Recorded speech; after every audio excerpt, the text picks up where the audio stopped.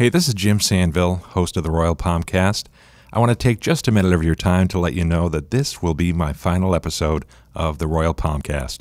It has been a pleasure talking with you every week for the past 2.5 years or so. Jerry Johnson and I are very happy to have had the opportunity to meet some very interesting people and be supported by such a great staff here at RPCRA. We have been downloaded, I'm proud to say, many thousands of times in, I just checked it, 36 countries and 496 cities around the world. We've hit almost every continent. Still waiting for Australia to tune in, so please do that in the future. Jerry Johnson will be taking over, and you know him well, so it should be a very smooth transition for you. I will miss talking with you every week, but am moving on to a different position with a different organization, and I wish you all the best of luck. Home buyers and sellers expect a lot from their realtors, including common courtesies like punctuality, timely communications, and attention to detail. But what happens when clients are a little less considerate of their realtors? Today we speak with Jenny Moorhead and Jennifer DeRozier, two experienced brokers who've seen it all. Our conversation begins right now. Welcome to the Royal Palmcast, the show about everything real estate with a personal touch. From the production studios of the Royal Palm Coast Realtor Association in Fort Myers, Florida, here's your host, Jim Sanville. Welcome to the Royal Palmcast. I am indeed your host, Jim Sanville. Coming to you, as always, from the studios of the Royal Palm Coast Realtor Association in beautiful and sunny, especially sunny today, Fort Myers, Florida. I am here to talk to you about real estate with my guest, who I'll introduce in just a moment. We talk about all aspects of real estate, typically from the perspective of the realtor and other real estate professionals, but also things that will be of great interest, we think, to home buyers, home sellers, and home dwellers. We're here today, as always, again with Jerry Johnson. Hey, Jerry. Oh, hey, Jim. You know what? It is twice as sunny today. You know why? Tell me why. Well, because we have two awesome guests today. Yeah, double the sun. Twice. Yeah, sure. There you That's go. Right. The room is bright. It is. I don't even need this light anymore. Bright with a lot of enthusiasm. And talent. And knowledge, especially knowledge about the real estate business. The topic I want to talk about today is going to be looking at real estate transactions kind of from the perspective of the realtor, in terms of what annoys them. That's not a fair word. I won't say annoys, but challenges can sometimes be challenging for agents to deal with. Things that buyers and sellers do or say or the way they act that maybe is not ideal from the perspective of the agent. And to do that, we have a couple of pros, a couple of experts, and I could not be happier to welcome them into the studio for the second show that we've done with them in recent weeks. First, I want to introduce you to Jenny Moorhead. Hi, everyone. Hope you enjoy the show. Looking forward to having another great conversation. Yeah, Jenny is with Cornerstone Coastal Realty in Fort Myers, Florida. Also, we have Jennifer DeRozier. Hey, Jennifer. Hey, hi, everybody. Great to see you. You are with Rose Tree Realty in Cape Coral, soon to be Fort Myers, I hear, huh? That's right. Very excited. Yeah, that was news broken right here in the Royal Palmcast, so we are thrilled to share that with everybody. You're going to be moving, downtown Fort Myers, that area? Just outside, yep. Really? What street? Is it too soon to give those kind of details? Yes. Let's not jinx it. Let's not jinx it. Okay. All right. It'll be the big city. Actually, Cape Coral has a bigger population than Fort Myers, right? By quite a lot. Yeah. It's a huge, I won't say huge, but it's a big city, not only population-wise and growing, but area-wise, it's a very large area. Mm-hmm. You go from the north to the south, you get a long ride ahead of you sometimes. My favorite way to explain Cape Coral is you can fit every city between my hometown and Boston inside just Cape Coral, and that's like 18 different cities in New England. That's crazy. Yeah. Wow. But the streets are straighter here, aren't they? Yeah. Fewer hills, too, I find, than you see in New England. Enough about that. Let us talk about what buyers and sellers do that sometimes challenges real estate agents, realtors, and other real estate professionals. Let me jump into it. I'll kind of pose a question. I'll be the advocate for the bad cops, and you be the good cops, and you can respond. Let me just first ask: is it rude to switch realtors mid-transaction once you've started looking? Well, mid-transaction for a contract, you really can't. But showing homes, I mean, if you're not happy, then you should at least have a conversation with your agent and say, you know what, this isn't working for me, and I'm going to move on. I think people just go silent, and then you worry about, well, if the new agent doesn't ask the question, did you have another realtor? And then you show the same house, and then you get into this procuring cause, and you just don't want to deal with that. So it's really important as an agent, if you have a client, the first question you should be asking them is, are you working with another realtor, or have you recently worked with another realtor? So you can find out the history. Mm-hmm. Have you seen issues around this? Yes. That doesn't happen very often, though, right? No, most of the times the agents will ask the right questions, but sometimes buyers just aren't always as forthcoming. Mm-hmm. Jennifer? Yeah, I would agree. I think asking is always paramount, whether you're doing open houses, which are more and more common now. I think it's easier to sell houses right now when you have an open, but when you have people coming in the door, they're not always going to advertise, so you should always ask. It's right on my sign-in sheet. I have it's on my iPad, but that's one of the first questions is click this box if you have a realtor.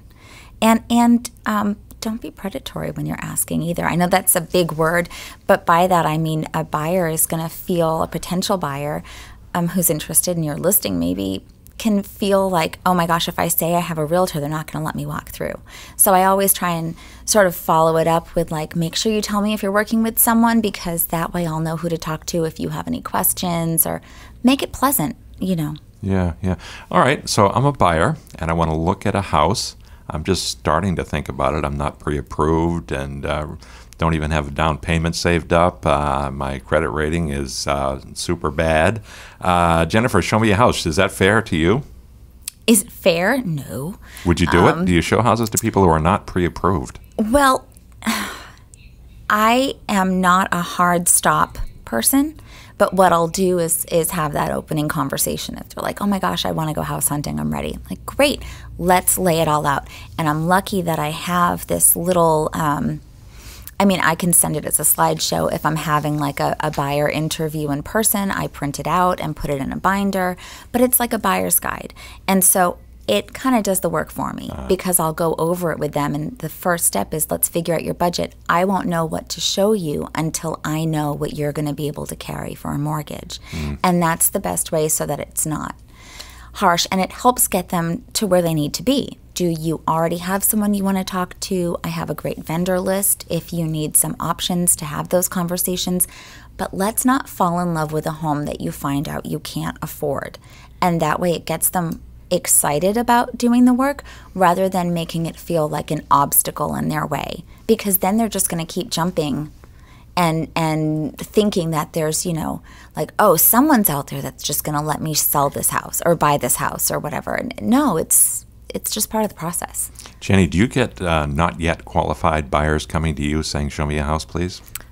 Sometimes some of the agents in my office do. Most of the agents in my office have been around for quite some time, so they have a bank of business and they're repeat customers. There's not a ton of new people that aren't experienced, that don't know what their agent is expecting of them. So I think we see a little bit less of it in my office, but we have the same similar conversations. If it's a client that they're not as, it's been referred to them, but they may not know the background, it'd be, have you spoken with the lender yet? And we use literally the same thing. I would hate to show you a house you fall in love with that you can't afford.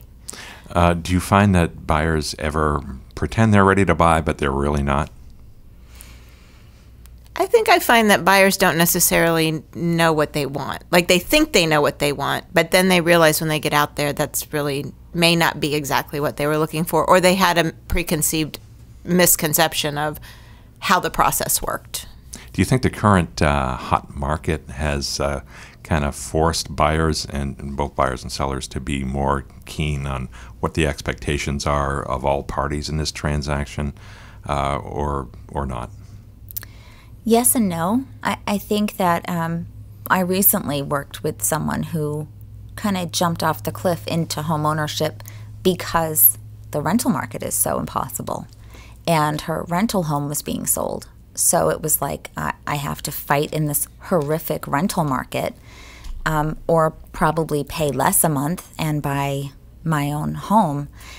But then you have that whole urgency where it's extremely, just extraordinarily personal to the buyer, but not as personal to the seller who's selling an investment property, and the title company where you're just one more file. And, you know, so then it becomes more like you have to sort of tamp down those expectations that what you're going through is valid, and I want to validate that and sort of honor that and help you through it. But also you have to understand just the volume of what this closer is working on, that they're not going to return your call that same hour, and that doesn't mean that anyone's dropping the ball.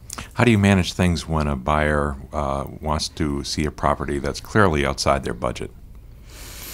I mean, you have to be frank. If you're working with, like, a first-time buyer is usually the one that's usually gonna shoot for the moon like that. And so for that, I'll kind of tell them, like, let's work backwards. Let me get a quick quote from a friend of mine that's a lender to show you what the monthly payment will be on that.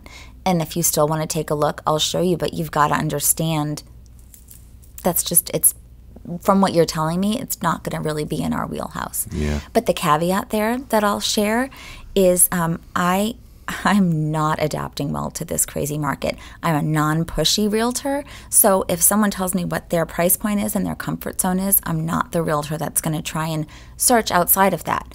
I will run searches just high enough outside that I feel I can negotiate it back down into their comfort zone. And twice in my career, I worked with people who I should have known were setting the cap for themselves and not because they were incapable of spending more. And I lost them because I wasn't showing them really high-end property because they said they wanted to stay lower. And then they were like, we love you. And they refer me out all the time, and they comment my name when people ask for realtors, but they bought a house that someone else emailed them because it was like $200,000 above their cap. So, like, read your customers. I guess is my tip. It's like, don't push something that's too expensive on someone that you know is an entry-level buyer, and you're going to cause them to, you know, spend outside of their means. But if you're working with people buying a second home and you know that they're fine, maybe don't hurt yourself.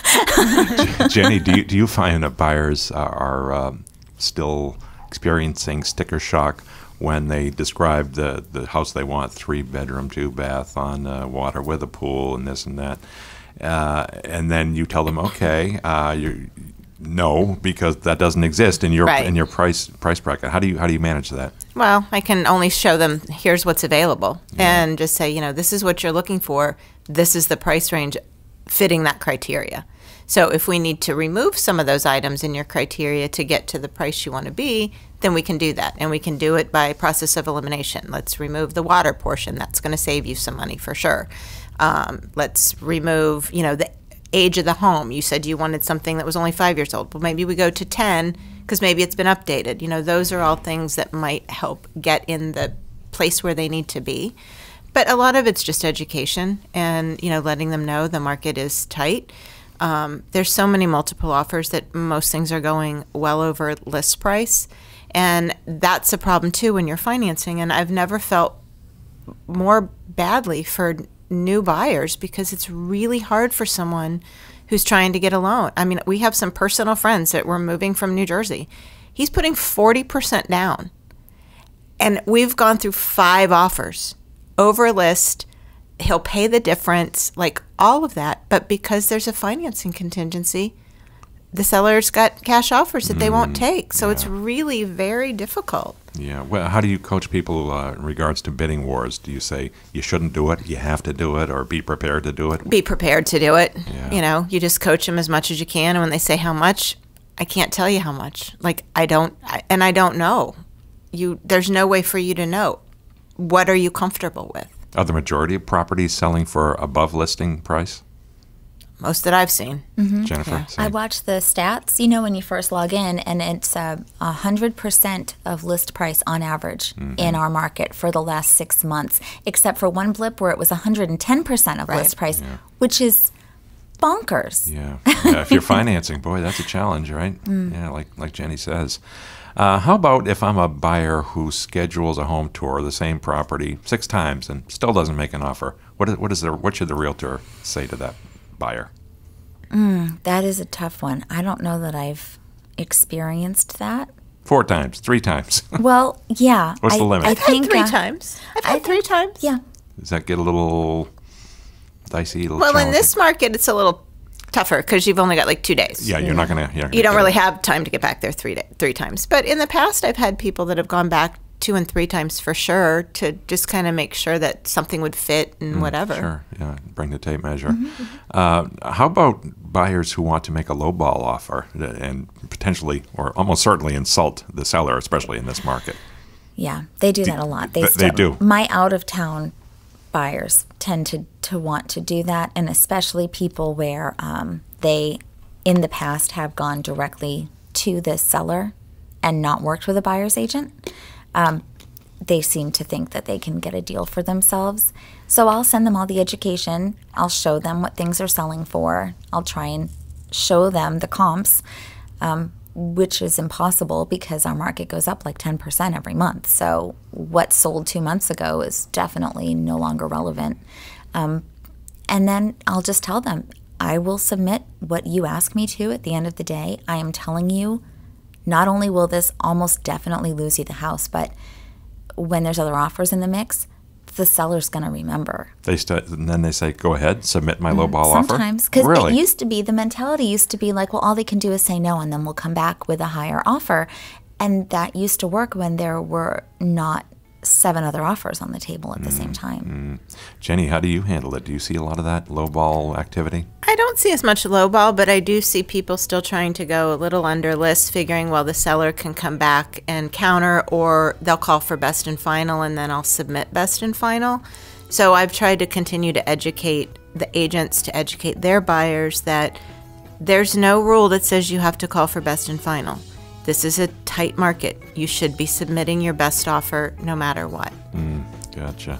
There's one question that I know, Jennifer, you have some passion around, and I want to save your answer for after the break, but I want you to think about it in the interim. What about working with more than one agent? So we'll tackle that after the break. We're talking again with Jenny Moorhead and Jennifer DeRozier about challenges that realtors sometimes experience in working with buyers and sellers.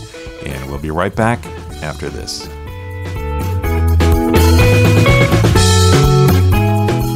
Hi, I'm Samantha Marker with Milo Fabashan Realty, and you're listening to the Royal Palmcast. Hi, I'm Bill Risser, and you're listening to the Royal Palmcast with Jim and Jerry. This place is amazing. Hi, this is Julie Lepore with FERPTA Solutions, and you're listening to the Royal Palmcast. Education, you need it, we've got it. I'm Angela Foster, Director of Education at Royal Palm Coast Realtor Association. If you're a realtor in Southwest Florida, the Royal Palm Coast Realtor Association has the classes, courses, workshops, and webinars you need to stay at the top of your game and keep your license current. Looking to build your continuing education hours? We offer core law and code of ethics classes to fulfill your CE requirement, along with many other courses to fulfill your requirements for specialty credits. Want to learn the ins and outs of the specific market you serve? Our A-Series provides an in-depth look at Cape Coral and Fort Myers with all the right experts to fill you in. Our Contract Series is a 5-session course on listing agreements, FAR bar contracts, timelines, and more. It doesn't end there. Classes like how to stay out of real estate jail, negotiating skills, listing tips, conflict resolution, and many more keep realtors in Lee County up to speed with the latest information. Many of our classes are free to members and some are open to non-members.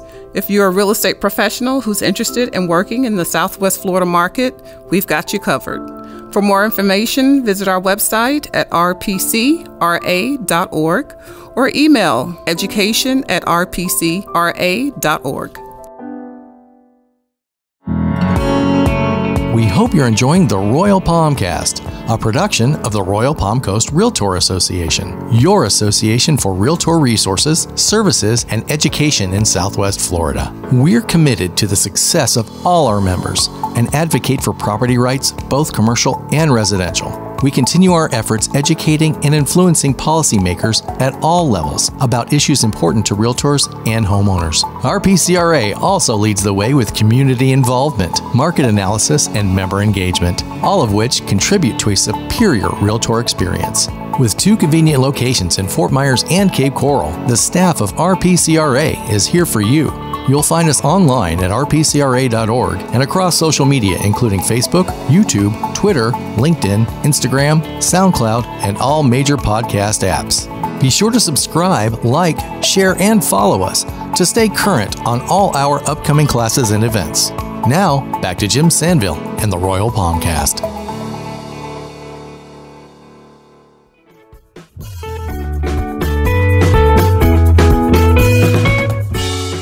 We are back on the Royal Palmcast. Jim Sanville with Jerry Johnson. Hello. We have guests today, too. 2 guests named Jennifer. One is Jenny Moorhead from Cornerstone Coastal Properties, as well as Jennifer DeRozier, who is the broker-owner at Rose Tree Realty of Cape Coral, soon to be Fort Myers. Very exciting news there. We're talking about things that buyers and sellers sometimes do, and that present a challenge to the real estate professional and how they handle them. So I think it's interesting to hear things from their perspective, especially if you're listening as a buyer or a seller. Things to keep in mind as you progress through the transaction or even as you're just starting out. So before the break, I let Jennifer DeRozier know that we wanted to talk about buyers who work with more than one agent. You got any thoughts on that topic, Jennifer? No. Yes. Unleash. Don't do it. I'm here to listen. Oh my gosh. No, I cannot overstate this enough. Now, this has happened to you, right? This has happened to me, and it's dangerous. So, number 1, all realtors have access to the same freaking MLS. So, like... FMLS, yeah. We are all... That's exactly right. Right. I mean, the listings that you're going to be getting, and that's like a buyer education thing. That's what I lead with, number 1.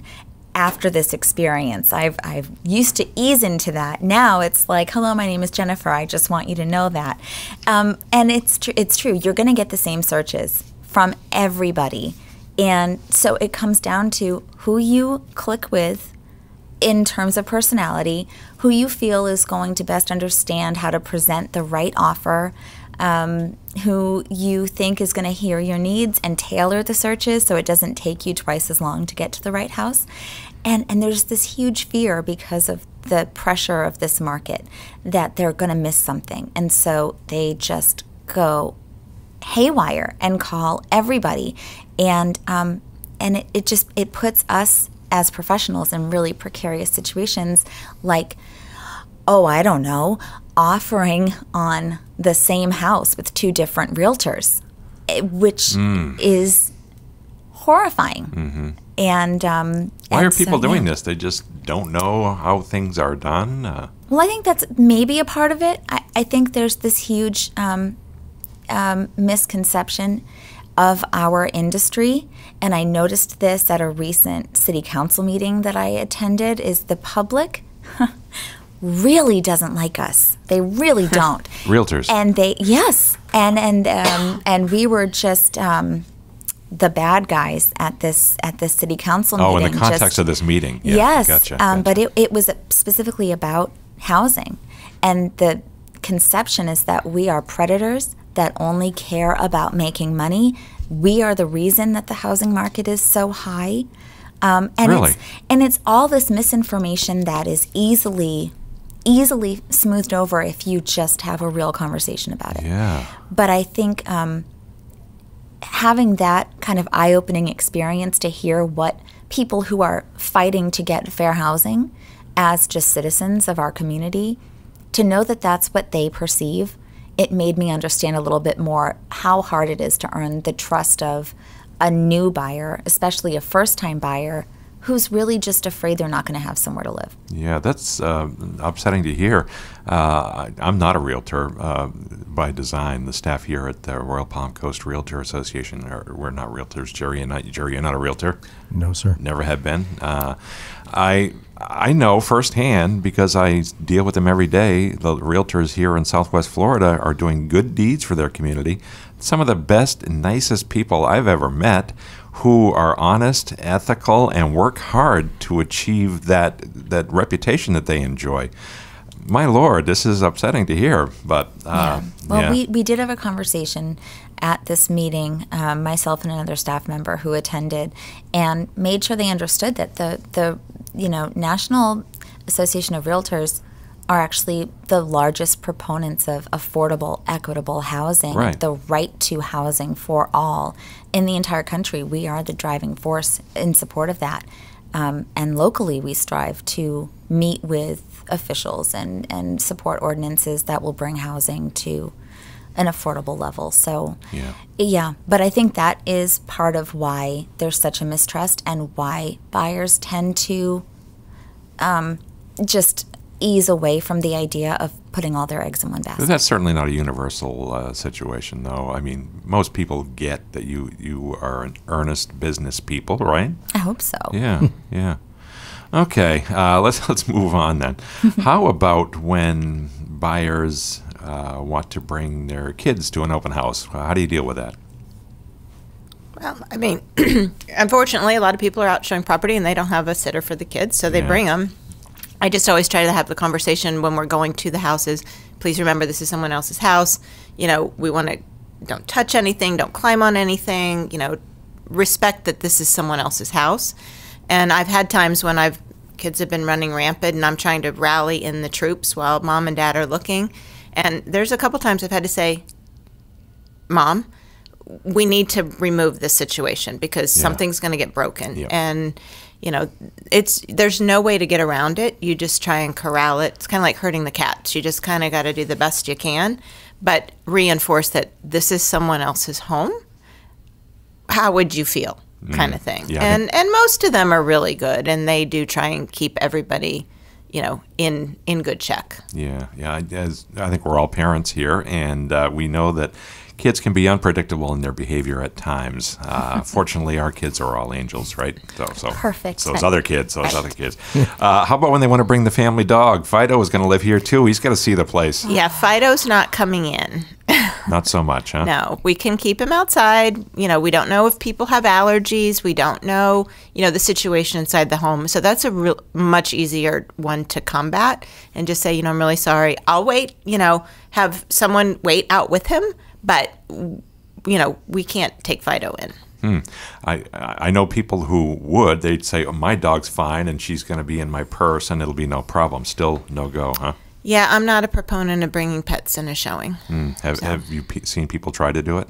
Yes, and they've peed on the floor. Ooh, that did not work well. Jennifer, have you experienced this? I have. Ooh. I've had a few customers over my time that travel with their dogs, mostly in purses. One, this dog was huge, but this tiny little woman carried her dog with her everywhere she went. When she'd come to our office for meetings, she'd tie the dog to the bench outside the door and stand in the doorway. I mean, I never saw her without her dog. I feel bad for the dog in that situation. It was a lot. Henry was his name. Yeah. Jerry, have you ever brought Little Biscuit into a showing? No. Oh. When I was looking for homes, I didn't. Biscuit wasn't around yet. Biscuit's a good boy, though. He's a good boy. How about your former pet, Jimmy Dean, the pig? Oh, yeah, I used to have a potbelly pig. No, he also would not be brought to houses, though. That's funny. Jimmy Dean's got to live there, too, Jerry. Yeah, but he was a party pig, though. He was the hit of the show. I'd heard that. He was the toast of Fort Myers. Well, don't use the word toast around pig. Toast of the Caloosahatchee. That's what they call him. He was out there in the jet ski with you, right? He did. I took him jet skiing. Great. That's great. Now, how about when open house protocol is otherwise broken by people who are looking to buy a house? Have you seen examples where they just are not obeying the general etiquette rules, the buyers? I've had people come through open houses and want to use the facilities That's usually, I think that's probably the most common one. Facilities, that's off limits, right?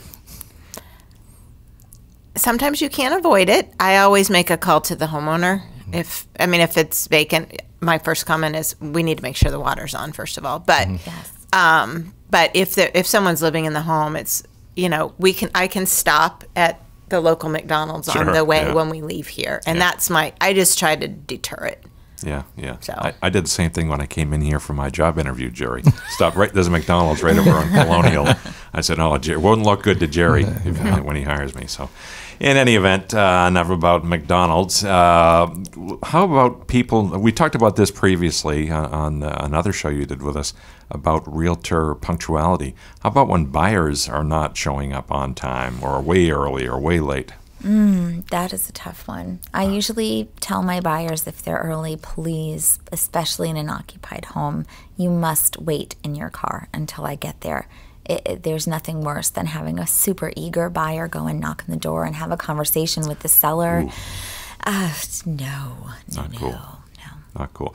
Now, do you advise sellers, I'm sure, to not be home, if at all possible, during a showing? Absolutely. How can things go wrong if a seller is home?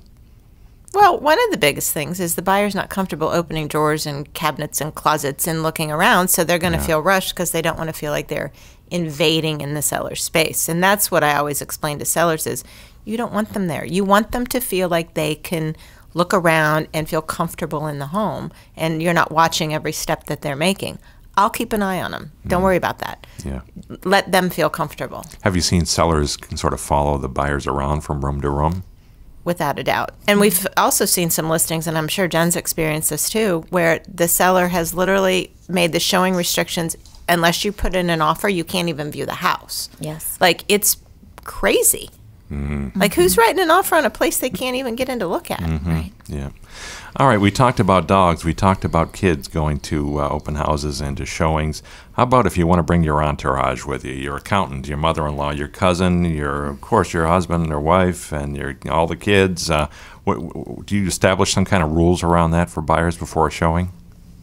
It's so hard. It's such a fine line because you don't want to make the customer feel uncomfortable, but I try and share that, we have a tight schedule. Our appointments are only for certain windows, and it's going to be very hard for them to get a good look or a good feel at the home without having to factor in all of the other people's opinions on top of it. Maybe bring them once you've chosen a house and they want to see it during the beginning of a home inspection or something, if you really want like your sister and brother-in-law to come and see the house. What's the largest number of people you've had brought to a showing? Oh gosh, 6. I think I had 6 or 7. Yeah, it's about as high as I've had. Yeah, it's a bit much. Yeah. How about when the buyer rather has negotiated items, wants to negotiate items that they've already signed off on a pre-inspection, for example? What do you tell them? No, we already decided that. You can't do it. That can be really hard. I've had someone try and negotiate to have terms drastically altered, like financial terms drastically altered, and contributions in the last 3 days of the contract period. And I always say, we can try and have a conversation about anything, but you have to understand this is what you've committed to. We are far along in this process, and it's no one's obligated to do anything more now than they've already agreed to. Mm-hmm, mm-hmm. All right, so I'm a seller, and I want you to sell my house for me, and I'm a bit of a slob, however, and you call me and say, I've got a showing at 2, get out, please, if you can. I say, no problem. I leave, and the place is a mess. The bedroom is horrible. The toilet needs to be flushed. What's the nightmare scenario? And do sellers really act like that from time to time? They do, and I had a client leave the toilet dirty when I went to go to a showing. Really? Yeah, and it was an agent of company. I always tell the seller about 15 minutes before the showing, and I get there, have them leave, and then I can peruse the house. And if I got to throw stuff under a bed, then I'm throwing stuff under a bed. Now, another aspect for home sellers, they may have video cameras all over the house, surveillance cameras for security or because they're nosy and want to watch what their family's doing when they're not home. How do you deal with that? Are the buyers ever uncomfortable? I think they're watching me right now. Can you put something in front of that camera? Is that ever an issue? No, but I think now it's so common with Ring and all those, security features. I think a few years ago when it was occasional, it would freak people out. I remember having to leave the house and go like around the corner in the driveway to discuss every item on a home inspection once because they were like, the cameras, but now kind of everyone has something. Yeah. How about a different kind of camera? I come in as a buyer on a home tour, and I'm taking pictures of every detail of the home, and I get videos, and maybe the crew from HGTV is following me in, and there's lights and microphone. And how do you deal with that when people who want to document things a little too much? For me, as long as I'm not in it and we stay on schedule, I don't care. Now, I'm sure the sellers from time to time may stipulate, I don't want anybody taking pictures in here. Well, they'd have to stipulate that, and then we'd have to put that in the showing instructions. But if they haven't stipulated, then they have to understand people are going to take pictures because they're not going to remember everything they've looked at. And although there's photos on MLS, people tend to take photos in a category that it helps them remember the house. Mm-hmm. So when they're looking through them, they can remember things more categorically. Yeah, when I bought my first house, it was kind of the onset of the age of digital cameras. So film was free, and I brought a digital camera to the showings, and some of the sellers caught wind of it, and they didn't like the idea of people taking pictures in their house. Mm-hmm. It wasn't an issue when you had to buy your own film, and of course, but I was taking all kinds of pictures just so I would remember, and I put them in a file. Okay, this is the one I looked at on the west side, and it was very helpful. I think that's a listing agent educating a seller and explaining these are the things you should expect when you're showing your home. People are going to want to take photos. People are going to want to walk through. They're going to open doors. They're going to open drawers. If you've got cameras, they may say things you don't like, and just be prepared. It's more education, I think. Sure. And it's the same thing with buyers. Understand the seller has cameras. If you don't want them to hear something, then don't talk. Mm-hmm. All right. I want to ask each of you before we close things out here, from the perspective of both the buyer and seller, the number one thing you wish buyers and sellers understood about the real estate transaction. I have a life outside of real estate. Respect the realtor. Right. I don't always answer my phone at 11 o'clock at night. Same answer for both buyers and sellers then. Yeah, Jen? Yeah, I would say probably the same. Just don't be as abrasive if maybe I don't respond to your midnight text until 7:30 the next morning. I'd prefer to not be challenged and yelled at. I was recently out for a week. Cocktail? And and I just couldn't quite get to my messages. Now, so you could sum it up by saying, be a human being. Right. We're people, you're people. Right. Let's respect each other. Yeah. Cool. All right. So that just about wraps things up here on the Royal Palmcast. I want to thank my guests, Jennifer DeRozier and Jenny Moorhead. And I'd like to let you, the listener, know where you can get in touch with each of them. Jennifer DeRozier, how do people get in touch with you? What's your website?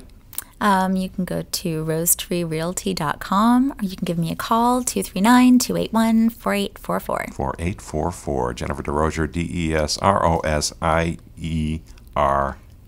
Nailed it. At the end. Jennifer DeRozier.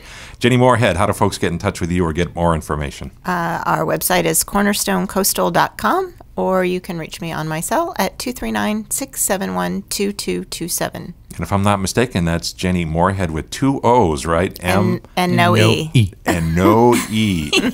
All right. Spell it for us. I don't dare. Moorhead. Head. Okay, there we go. I may have made a mistake on a previous show. All is forgiven. Vague memory here, but I got both of your first names right here, right? Yeah. Okay, Jennifer, Jenny. All right, cool. I want to thank another J person here in the room, Jerry Johnson. Johnson. A couple of J's there. Thanks, Jerry. People do call me J-Man from time to time, but then I also call you J-Man. I am the J-Man, yeah. We're the J-Men, I guess, apparently. Yes. And the J-Girls. Yes, we are. In any event, thank you for running the board today and being part of the show, as always. Well, thank you. It's been an awesome pleasure. Thank you.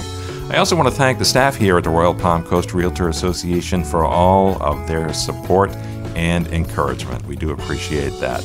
And we appreciate especially our listeners. If you are out there in podcast land listening in on us today, we appreciate your being part of the conversation, at least on the listening end. So thank you for being there. And we would invite you to get in touch with us if you are so moved. You can do that by sending an email to shows@rpcra.org. And again, my name is Jim Sanville. This is the Royal Palmcast. We'll look forward to talking with you again next time. Thanks for listening to the Royal Palmcast. Be sure to listen again every week on your favorite podcast app and visit the Royal Palm Coast Realtor Association website at rpcra.org and our social media pages, including Facebook and our YouTube channel. Check out all of our RPCRA platforms and make sure to subscribe and share. For information about this show or other RPCRA productions, we'd love to hear from you. Email us at shows@rpcra.org. This has been a production of the Royal Palm Coast Realtor Association.